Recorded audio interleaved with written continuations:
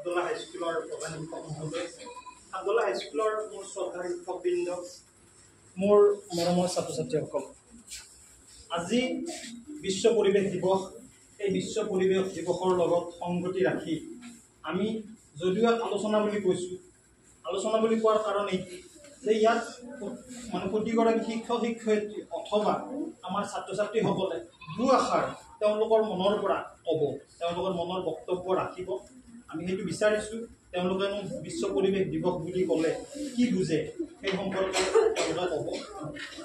তাৰ আগতে মই বিশ্ব পৰিৱেশ দিৱস সম্পৰ্কে চমুকৈ দুআষাৰ ক'ব বিচাৰিছোঁ। আৰু চমুকৈ কোৱাৰ লগতে আমি মাজতে এটা কথা কৈছোঁ, আজি আমাৰ প্ৰগ্ৰেম দুটা আছে।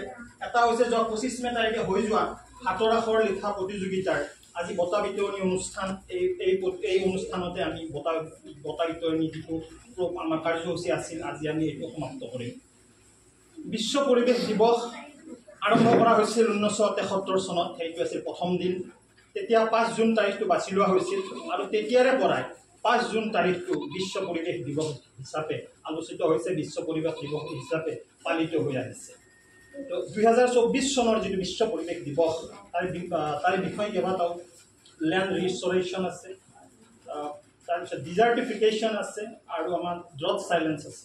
তো আমি এই বিষয়বিলাক খুব গভীৰ, আমি সেই গভীৰতাৰ মাজত সোমাব নোৱাৰোঁ। সেই গভীৰতাৰ মাজত তোমালোকক সেই বিষয়ে আমি ইমান কথা বুজাব ইচ্ছা কৰা নাই, কাৰণ সময়ো আমি সেই কৰিব খোজা নাই।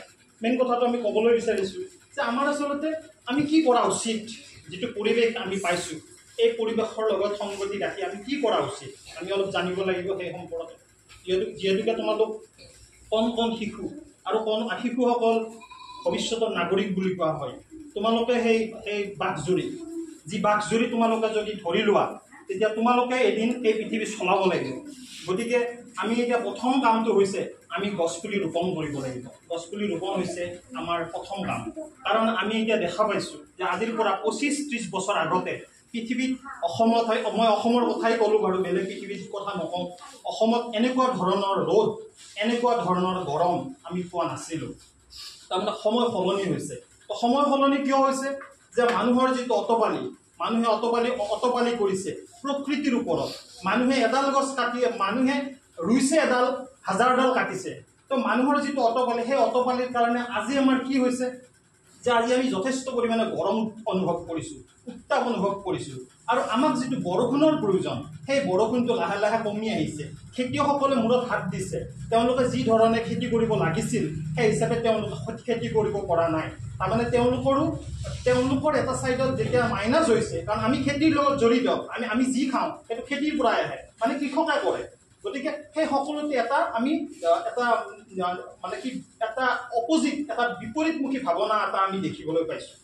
কিন্তু বাঘজুৰি কিন্তু আমাৰ হাতত আছে, আমিয়ে কিন্তু কৰিব পাৰোঁ সেই কাম ভগৱানক দি থিয়াই থাকিলে নহ'ব।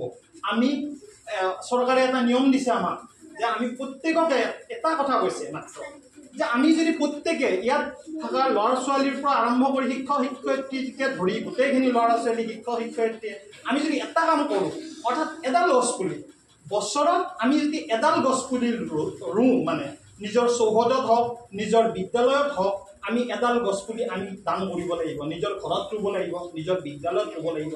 চৰকাৰে, আমি যদি ভালকৈ চাওঁ, চৰকাৰে এটা সুন্দৰ সুবিধা, চৰকাৰে এটা সুন্দৰ ষ্টেপ আমাক দিছে। তো গছপুলিডাল আমি ৰোৱাটো আমাৰ দায়িত্ব নহয়, গছপুলিটো ৰুই তাতে এখন নামফলকো দিব দিছে যে এই গছপুলিডাল কোনে দিছিল। তো আমাৰ ঘৰৰ কাষতে মই যিখন স্কুলত পঢ়িছোঁ তাত এজোপা গছ হৈছে, সেইজোপা গছৰ এতিয়া বয়স 50 বছৰ অতিক্ৰম কৰিছে। কিন্তু সেই সময়ত সেই গছডাল কোনে ৰুইছিল সেইটো নামফলক বা সেনেকুৱা ধৰণৰ ব্যৱস্থা নাছিল।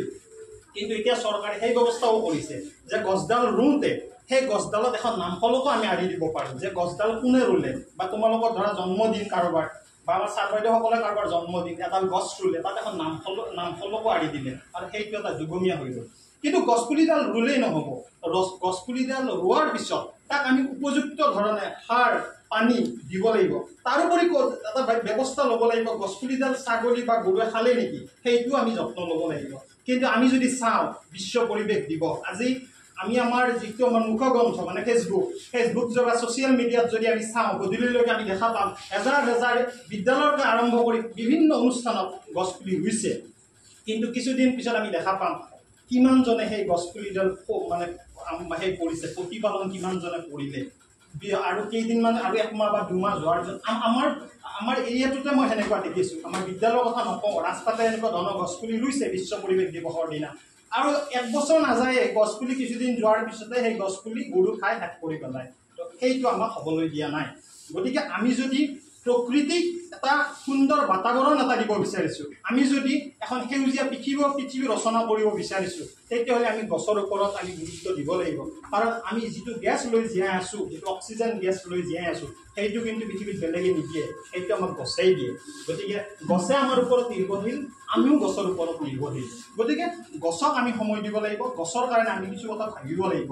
আৰু গছে যদি এটা কথা আছে অসমীয়াত বিজ্ঞসকলে লিখি থৈ গৈছে যে এক বৃক্ষ 100 পুত্ৰ হ'ব। তাৰমানে এডাল গছ যদি ৰুওঁ, তাৰমানে সি 100 পুত্ৰৰ সমান কয়, 100 পুত্ৰৰ সমান কাম কৰে। কিন্তু আমাৰ 100 পুত্ৰৰ কথাটো বাদ দিলোঁ, এজন পুত্ৰইনো মাক দেউতাকৰ কাৰণে কি কৰিছে, কিন্তু গছডালে কিন্তু কৰে, গছডালে কিন্তু সেইটো নস্যাৎ নকৰে। গতিকে আমি পৰিৱেশ দিৱসৰ দিনা এটা পণ আমি প্ৰত্যেকেই ল'ব লাগিব, ছাত্ৰ ছাত্ৰীকে আৰম্ভ কৰি শিক্ষক শিক্ষয়িত্ৰীসকলে, যে আমি গছ ৰুব লাগিব, আৰু গছ ৰুই এই পৃথিৱীখনক যদি আমি সেউজীয়া কৰিব বিচাৰিছোঁ, তেতিয়া আমি নিশ্চয় সেউজীয়া কৰিব পাৰিম। মই এইখিনিকে কৈ মই বেলেগ একো নকওঁ আৰু ক'বলৈ নিবিচাৰোঁ, কাৰণ সময় আমাৰ হাতত ইমান নাই। গতিকে মই আৰু লগতে ক'ম যে আমাৰ লগত থকা বাকী শিক্ষক শিক্ষয়িত্ৰীসকলেও নিজৰ মনৰ পৰা দুআষাৰ ছাত্ৰ ছাত্ৰীসকলৰ কাৰণে ক'লে নিশ্চয় আমাৰ অনুষ্ঠানটো আৰু অলপ সুন্দৰ হ'ব, ভাল লগা হ'ব। এইখিনি কৈ মই মোৰ বক্তব্য সামৰণি মাৰিছোঁ।